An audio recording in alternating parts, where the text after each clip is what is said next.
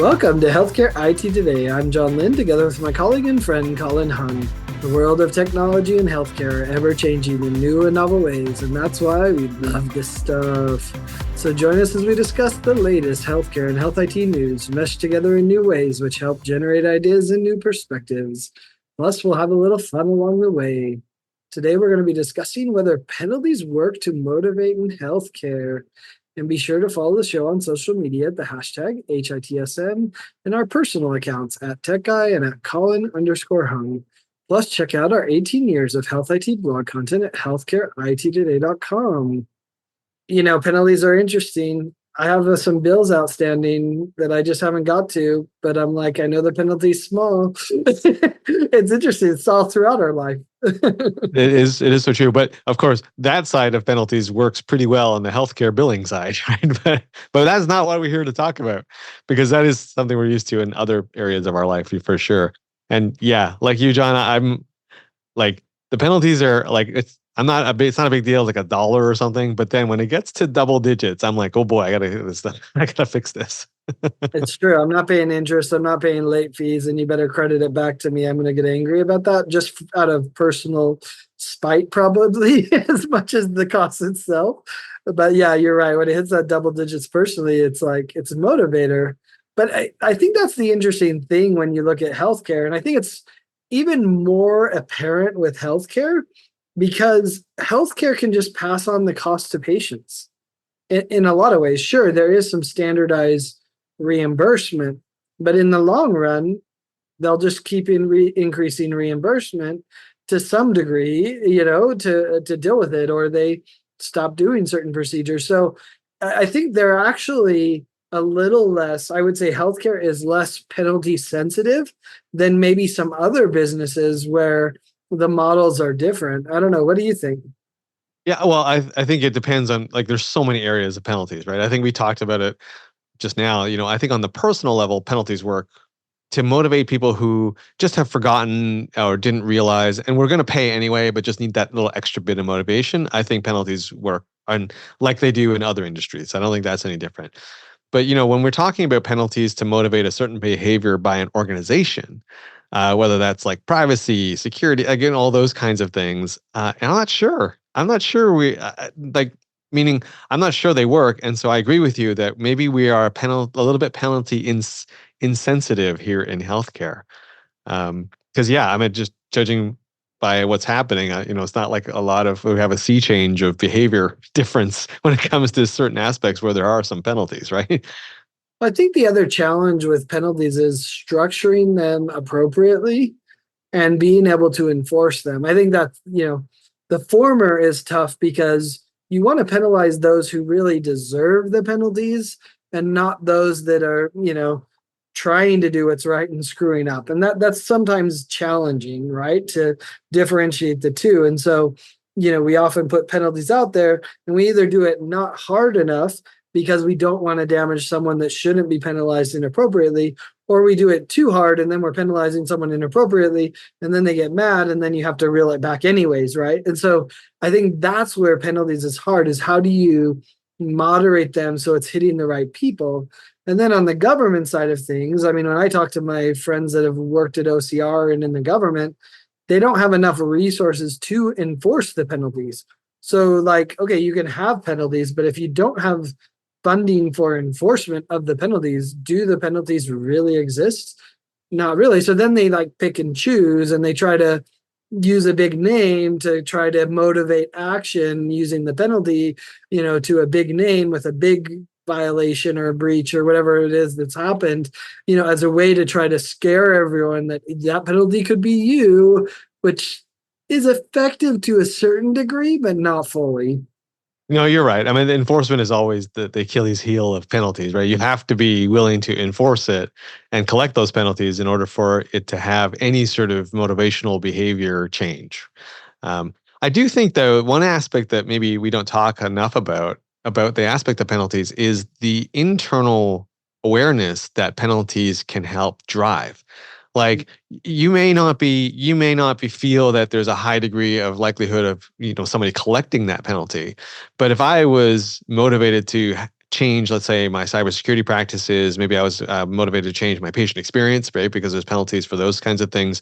I could use the excuse that there is a penalty out there to maybe bring this and put this on the table where it might get a little bit more of attention now, right? Because this penalty is out there. So that's a little hidden thing because we don't know if that's happening like internally at an organization, but I would definitely use the penalty as a way to lever my way to make sure I get some more budget into those areas. So even though it might not motivate ultimately a ground breaking change in behavior, it might make some difference for me to get that little extra bit of budget, get that one project approved internally at like an organization. Yeah, I wonder how many people that are creating these penalties think, oh, this is another feather in the cap of the person, or at least some ammo for the person who's trying to get an initiative done and can't get buy-in for it. They can use the penalties as buy-in, I think, which is what you're saying. I think that's really interesting. I think it's also interesting to look at penalties and incentives, or carrots and sticks as we like to call them, like which is more motivating, penalty versus incentive. And I think, when you look at meaningful use, the incentive is what everyone was going after, and I didn't hear anyone complain about the penalty. In fact, those that decided not to go after the incentive were like, yeah, that's a rounding error for me, I don't really care, like the penalty didn't matter to them.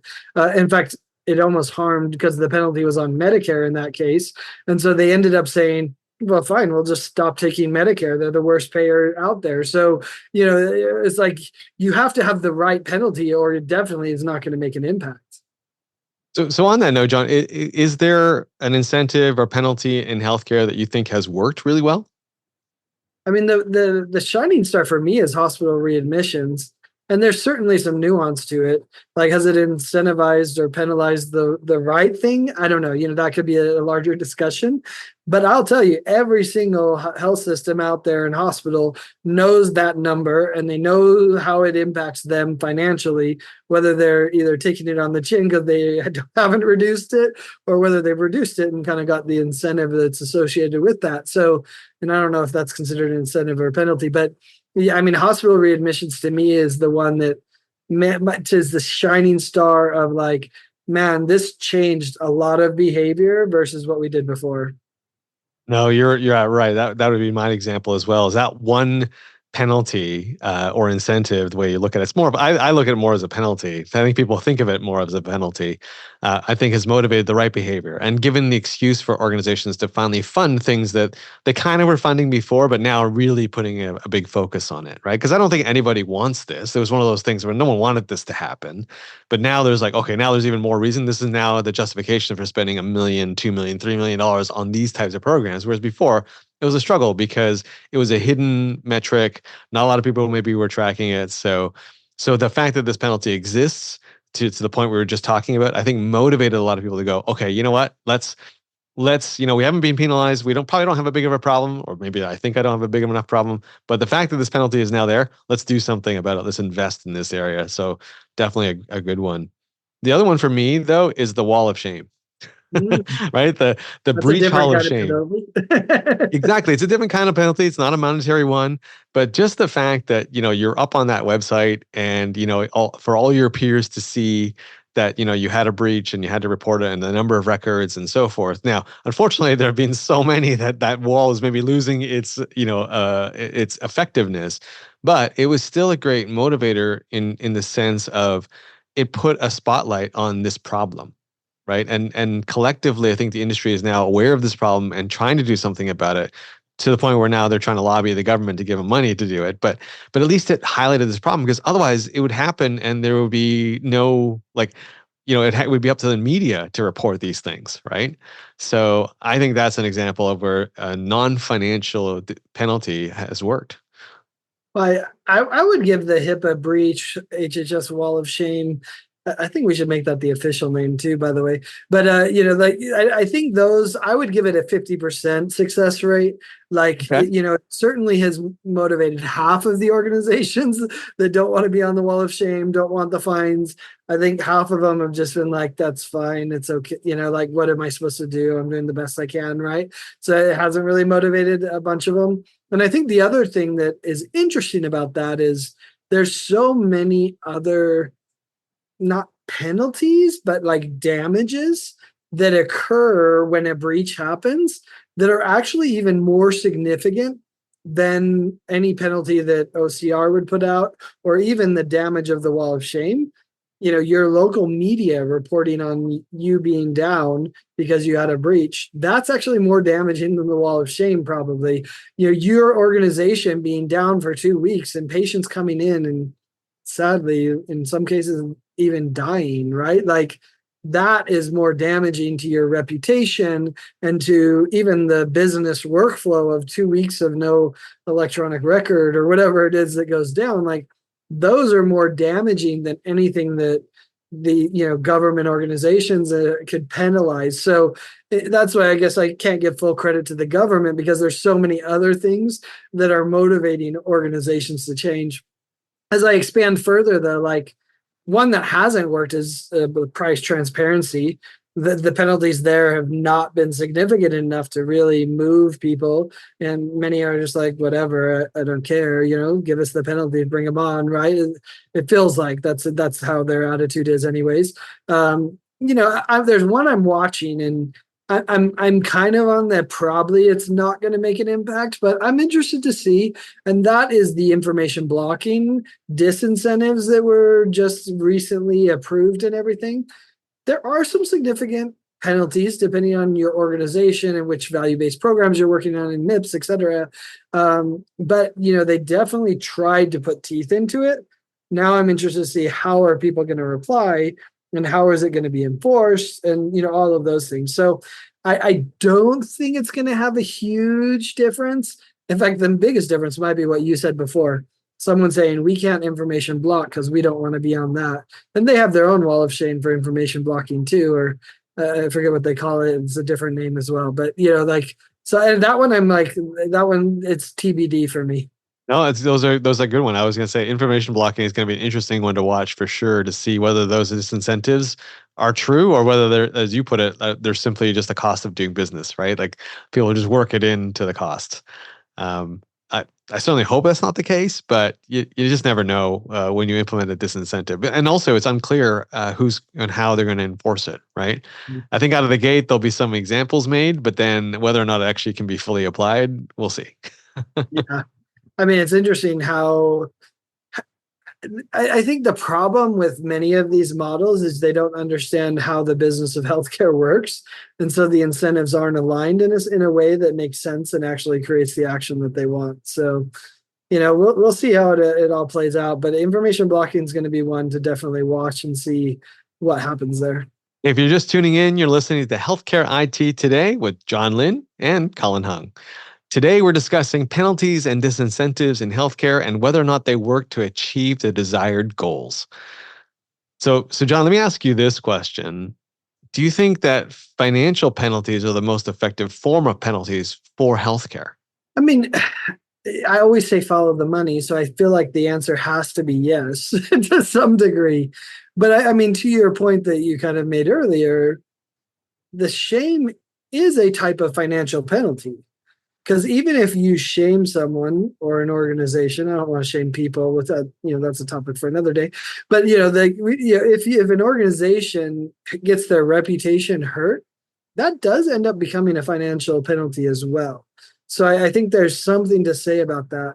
The other one that I think is important to think about in this regard is not every motivation should be financial. Because if it is, then we're going to have a terrible health system. And now you need to keep it in mind. And I think it's really, obviously, I led off with saying yes. So the financial stuff matters. But there are humans involved, both on the provider side and the patient side. And, the incentive or penalty shouldn't just be financial. Because in healthcare, there are emotional penalties. What's the impact on a doctor if they do that, right? I mean, if I'm a doctor and my system goes down for 2 weeks and I can't practice medicine the way that I need to, that's incredibly damaging to me and my experience. And so, and maybe we don't tell those stories enough to be able to make that an incentive or a penalty for, being breached. So, I think there are those things, but maybe they're just harder to enforce and harder to communicate. Yeah, well, I'm going to say I actually think that at an individual level, incentives and penalties are not super effective, right? Like we've seen a lot of payers, for example, try to gamify behavior change in people's health, right? By giving you discounts or offering you money actually to quit smoking and doing these things. And to some degree it works, but for the majority of people, it's not motivating enough. Problem is you have to, but you have to make those incentives, to your point, big enough. And then you're in this sort of never ending game of you always have to up it, right? Well, because it was $1,000 last year. It should be like 1,200 this year because of inflation. Like you're in an endless game. And so I can understand why it's not a great hamster wheel to get on. But at an individual level, I'm not sure that financial incentives work. And to your point, there's a lot of other motivations levers that I could pull for an individual. But I have to say, for an organization is sort of like an impersonal entity. And for those, I think you have to hit them in the pocketbook. Otherwise, no one's going to listen. But it has to be significant. Otherwise, as we've seen, it's a rounding error for some organizations. Right? We saw what happens when you offer billions of dollars to digitize healthcare. All of a sudden, everyone jumped on board, right? We're starting to see some of the incentives and other ways work maybe in the info blocking area because the penalties are fairly significant, right? But I think until it really hits the bottom line, you're not going to get enough attention. There'll always be that one member of the executive team or the board who goes, well, what's our risk here? Right? Which is a legitimate question to ask, right? Like if you feel like you're doing a good job, then what is the risk? The answer is low, then you're like, big deal. Right. So And I I think it think has that, to be big enough. yeah, I think that's the big problem with this idea of financial penalties. It reminds me of my son. My son is very calculated. He's very much tell me the details, let me make a decision. So if I say, clean your room, he'll say to me, well, what's the penalty, Dad? And he literally does a calculation that's like, yeah, I'm probably okay with that penalty. I'd rather do it, right? Like, and I think organizations are very much similar. That when you implement a penalty, they're like, yeah, that just becomes a cost of doing business. And if the penalty is not big enough, it doesn't actually motivate any change. It just becomes a cost. So I think that is one of the troubles. And it's interesting your comment about the individual level versus the organization level. I've talked to some people who worked at payers, incredible people that want to do the best stuff for patients. And I would look at some of the things that payers do, and I'd be like, is this how it is? And they're like, no, we're just so dysfunctional that's why it's the way it is. If we were more functional, we wouldn't do it that way. And I've said that to a couple payers recently, and they're all like, yeah, but at the highest level, the bean counters, as they kind of call it, those who were worrying about the revenue, they were fine with this dysfunction, right? Like that was part of their profitability. And so I think you're right. It is more of an individual has a lot of compassion and care and desire to do right. But at the highest level of the organization, it is very much about the financial impact. Just like my son, like, if I don't, what's the damage? Like, okay, I can absorb that. That's fine. Right. I just think it has to be big enough. But I think unfortunately the pocketbook is one of the only ways to impact organizations.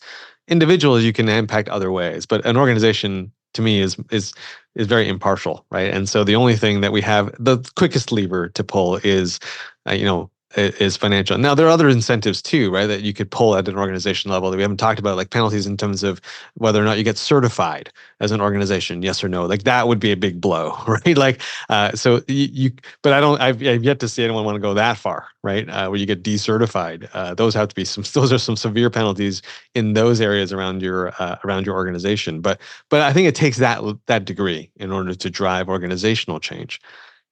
Yeah. So let's close, John. Let me ask you this question. Is there anywhere you think penalties need to be applied that maybe aren't applied right now? So, I mean, there's a couple perspectives and responses in my head. My libertarian view says less is more in most cases. So I'm not someone to go applying penalties all over. I think it's a dangerous thing. I was even thinking through this and I'm like, okay, well, if we apply penalty to payers, how would that work? And I'm not even sure how you'd structure it because obviously they're the ones that are profiting the most off of this. And unfortunately, what we've seen is no matter what you implement, penalties, regulations, restrictions, rules, whatever else, they always come out on top. So like I feel like if you penalize the payer, you're just penalizing the patient, downstream. And so that's a scary thing for me. I'm interested. I think there probably is a place for some penalties for EHR vendors that aren't acting in the best interest of the patient, and that yeah, I don't think we penalize them randomly, right? I think the information blocking is a good example. The access to the APIs, like I think that's usually, well, I mean, it's a dual thing, right? It needs to be on the software vendor to provide it in a way that is secure and reasonable and tracked and audited and has all of those things available. And it's also on the provider to actually turn it on. I mean, Epic's complained a lot. That's why they, I think, created their 10-star system, was because they created a lot of features and then their users wouldn't even turn it on. So it's like, okay, it's great you can do, in my chart, it's great you can do, care anywhere, everywhere. I forget the name exactly, care anywhere, care everywhere, whatever it's called, to be able to transfer the data. But if you don't turn it on so that you can transfer the data, well, then the EHR vendor shouldn't be responsible either. So I think there is something there for information blocking. I don't know if that's the right term for this, but encouraging them to be more open and share data, which is in the best interest of the patients, is probably a good thing. Yeah, I mean, I wish there was an easy answer for me. I mean, maybe it's the Canadian in me because we're used to larger government, but and getting their fingers into healthcare. But I think there needs to be some penalties around egregious patient experiences. And I know there is some, 5-star ratings and those kinds of things, and we do have a little bit of the, readmission penalty.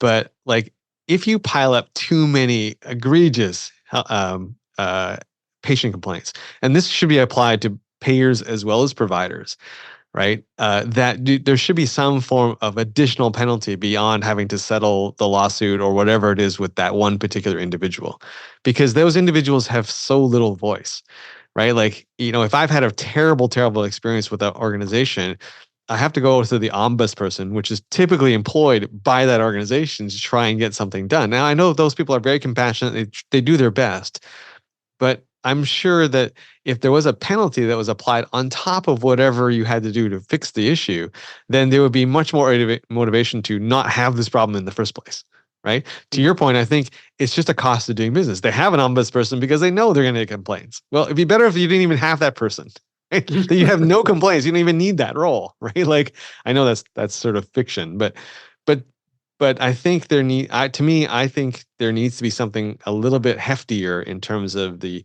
patient experience side, where I'm talking more on the negative side, where it's so egregious. You go, clearly this is not good. This is not what's supposed to happen. You're not supposed to wait. You're not supposed to have this happen to you. 3 surgeries for the same thing. Like, that's bad. And 1 or 2, it's okay. Those are mistakes. But if you pile up enough of them, there should be some penalties, more than just the shame of the reporter reporting on it locally.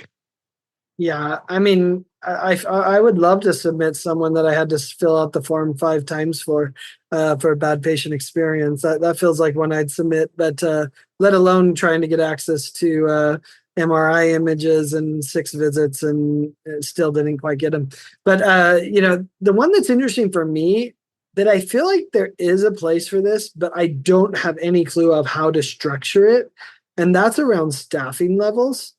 Like, there is something wrong there, and nurses are suffering in particular. I think doctors as well, but nurse levels, where these nurse levels are at an unsafe spot. Like, but here's the problem: they're working on these penalties, and they're looking at requiring you to have a certain percentage, and if you don't, you're going to be penalized. But it turns out when you talk to the people, you're like, wait, that penalty is going to make them just shut down that department.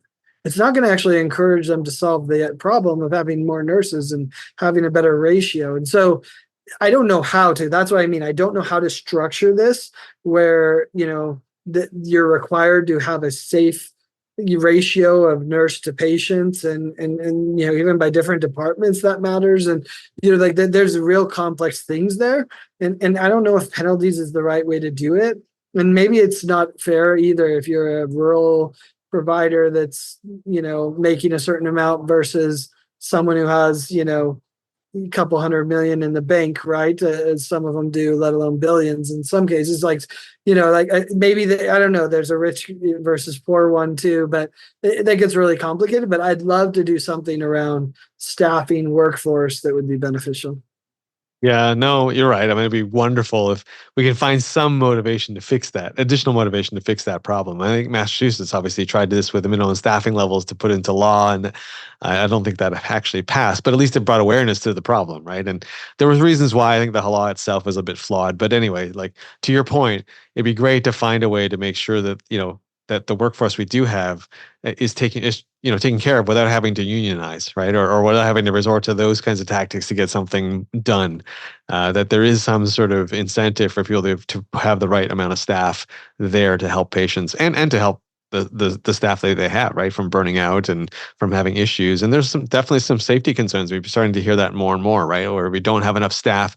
I'm not even talking about like nursing staff, I'm talking like security staff and things like that. Like, so there's staffing levels that go beyond the clinical side that, I'm not sure what that right ratio should be. Like, how many security staff are you supposed to have for a number of patients you see, or how big your ED is, or what type of patients you see? Like, there should be some sort of standard there to start, but hopefully, some sort of incentive to make sure you've got the right amount of staff as well.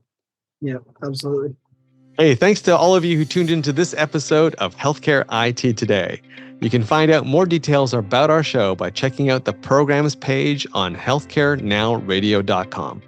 And please share your voice and engage with the community at healthcareittoday.com and on social media using the hashtag HITSM. I'm Colin Hung, along with my friend and health IT collaborator, John Lynn.